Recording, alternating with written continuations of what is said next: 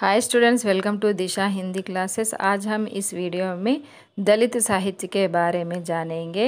यह दलित साहित्य पहले कहाँ पर जन्म हुआ? मराठी में, और उसके बाद में यह हिंदी में 1980 के बाद हुआ है, जब बाबा साहब अम्बेडकर के आंदोलन के कारण दलित समाज में चेतना और स्वाभिमान जागृत हुआ। चेतना यानी मतलब वो लोग में ऐसा इच्छा प्रकट हुआ कि हम भी आगे बढ़े और हम भी प्रजा में मिलजुल कर रहें, इस तरह का उनके उसमें चेतना बढ़ गई। दलित कौन है? कौन होते हैं दलित? यह चतुर्वर्णीय व्यवस्था थी। एक व्यवस्था सबसे निम्न समझाने जाने वाली जातियां थी, जैसे कि SC ST हम कहते हैं, जो भारत में हिंदू समाज व्यवस्था की अस्पृश्यता जातियां हैं। मतलब हम पहले ज़माने में उन्हें छिया नहीं जाता था। सामाजिक, धार्मिक, आर्थिक और सांस्कृतिक स्तर पर जिन्हें कुचला गया था और कुचला जा रहा है, वही दलित है।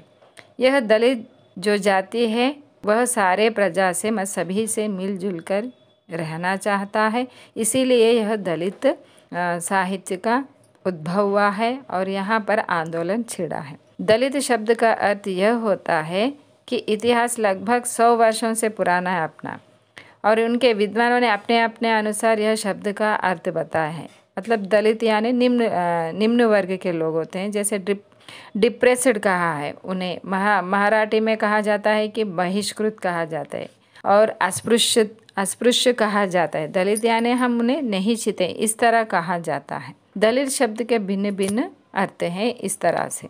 दलित साहित्य का अर्थ और परिभाषा, डेफिनेशन क्या है? दलित साहित्य दलितों के प्रतिनिधित्व करने वाला साहित्य है। उनके ओर से करने वाला, दलितों के ओर से करने वाला साहित्य ही दलित साहित्य।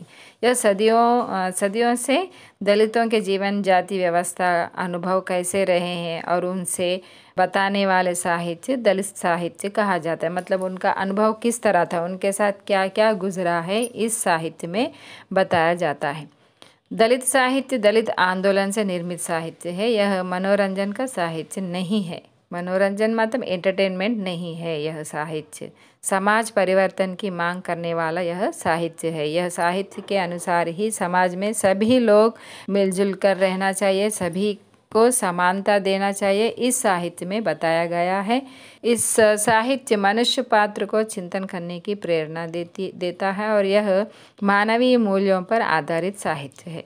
इस साहित्य में वैज्ञानिकता पर अधिक बल दिया जाता है। इसी कारण दलित साहित्य का विश्व के अन्य भाषाओं में भी अनुवाद किया गया, मतलब ट्रांसलेट किया गया है।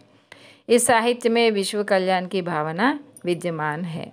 इस साहित्य में अनुभूति की प्रामाणिकता मतलब दिखाई देती है। जैसे कि सहानुभूति का साहित्य होता है और दूसरा होता है अनुभूति का साहित्य। सहानुभूति यानी जो साहित्य पर अनुभव से लिखा जाता है, वह सहानुभूति का साहित्य कहा जाता है। और जो गैर दलित जब दलितों के जीवन पर लिखता है, तब वहाँ पर जाति के कारण कटु अनुभव सही ढंग से नहीं लिखा जाता। मतलब जो दलित है वही लिख सकता है कि उसके ऊपर क्या गुजरा है, वही फीलिंग्स बता सकता है। इसीलिए गैर दलितों द्वारा लिखा गया साहित्य सहानुभूति का साहित्य माना जाता है, और अनुभूति का साहित्य दलित लेखकों के द्वारा लिखा जाता है, वही मायने में दलित साहित्य। क्योंकि जाति का अनुभव दलित लेखकों को ही होने के कारण वह सही मायने से दलितों का चित्रण कर सकता है। जिसके ऊपर जो गुजरता है वो सही मायने में अपने इमोशंस को, अपने मतलब उनके साथ क्या क्या व्यवहार होता है, सारे वह लिख सकता है। लेखक का सृजनात्मक व्यक्तित्व उसके संस्कार, अनुभव, चिंतन, पठन पाठन से बनता है। इसीलिए अनुभव की प्रामाणिकता ही दलित साहित्य का मुख्य आधार है। यहाँ पर अनुभव यानी जो साहित्यकार जो अनुभव किया है, एक्सपीरियंस किया है, उसी के बारे में इसमें लिखा जाता है। दलित साहित्य की प्रेरणा, जिस समाज ने जिया मतलब जो निद्रावस्था में प्रक्षुब्धता हालत में जी रहा था, वही दलित समाज था। आज तक उन्हें ये पता नहीं चला कि वो भी एक समाज में रह रहे हैं, उन्हें भी अच्छे से दर्जा दिया जाए, वो भी हमारी तरह जिए जाए, इस तरह उन्हें पता नहीं था। ऐसे मूक और गूंगे समाज को जगाने का काम, दलितों में नव चैतन्य भरने का काम डॉक्टर अम्बेडकर ने किया था, क्योंकि उन्होंने भी बचपन में इसी तरह के व्यवहार को अपने बाल्यावस्था में उन्होंने अनुभव किया था, इसीलिए उन्होंने यह आंदोलन छेड़ दिया। डॉक्टर अंबेडकर से पहले भी कुछ महान विचारक हुए हैं जो दलित साहित्य की प्रेरणा के स्रोत हैं। दूसरे हैं गौतम बुद्ध। गौतम बुद्ध भारत समाज में ऐसे संशोधन करता है कि जिन्होंने मानवतावाद को स्थापित करने का प्रयत्न किया है। बुद्ध ने यह स्पष्ट कर दिया कि जगत को केवल मानव प्रयत्नों द्वारा उत्तम बनाया जा सकता है। बुद्ध की शिक्षाओं ने लोगों पर बड़ा सामाजिक प्रभाव डाला, सामाजिक शांति की ओर प्रोत्साहित किया और उन्होंने विश्व मानवतावादी दृष्टि से पूरे विश्व को एक सूत्र में बांधने के लिए और सभी को मिलजुल कर रहने के लिए उन्होंने प्रयास किया। संतों ने भी इसमें उनका महत्वपूर्ण योगदान रहा है। उन्होंने संतों की परंपरा को हम मध्यकाल और उससे पूर्व भी पाते हैं। उनमें सिद्ध नाथ संप्रदायों का महत्वपूर्ण स्थान है। कबीरदास, रविदास, गुरु नानक, साहित्य और मध्यकालीन संतों को गोरखनाथ ने प्रभावित किया। संतों के विचार बहुत प्रासंगिक होते हैं और उसमें मानवतावाद और प्रेम, कर्तव्य के बीज दिखाई देते हैं। नेक्स्ट, महात्मा ज्योतिबा फुले। इन्होंने सामाजिक विषमता का विरोध करने वाले, जाति प्रथा का विरोध करने वाले, स्त्रियों की दयनीय स्थिति पर जिसने आंदोलन चलाया है वही क्रांति वीर महात्मा ज्योतिबा फुले हैं। उन्होंने पिछड़ी जाति जन्म लेने के कारण हिंदू समाज की असमानता के प्रति उनके मन में चिढ़ पैदा हो गई थी, मतलब इरिटेट हो गए थे। फूले ने परिश्रम पूर्वक अध्ययन किया, उन्होंने इन्वेस्टिगेट किया और उन्होंने अध्ययन से उन्हें पता चला कि इस समाज में व्यवस्था में दलितों, श्रमिकों, स्त्रियों को सर्वाधिक दबाया गया है, मतलब उन्हें ऊंचा उठाया नहीं गया है, उन्हें ऊंची दर्जा नहीं दी गई है। तब से उन्होंने आंदोलन करना आरंभ किया। यह सत्यशोधक आंदोलन था। इसमें डॉक्टर बाबा साहेब अम्बेडकर ने भी भारतीय समाज में 20वीं शती के दलित मुक्ति आंदोलन का कार्य आरंभ किया है। दलितों के लिए सारे उन्होंने रास्ते बंद थे, जो पूरे रास्ते उन्होंने खोल दिया। दलितों को पढ़ने का अधिकार नहीं था, मंदिरों में जाने का भी अधिकार नहीं था, संपत्ति मतलब प्रॉपर्टी इकट्ठा करना, मुख्य गांव में रहने का अधिकार भी, गांव के अंदर भी रहने का अधिकार नहीं था पहले दलितों को। इन सारे क्षेत्र में बाबा साहब ने रास्ते खुलवाए और उन्हें सभी को इस तरह सभी इन कार्यों में आगे बढ़ने के लिए उन्होंने प्रेरणा दी।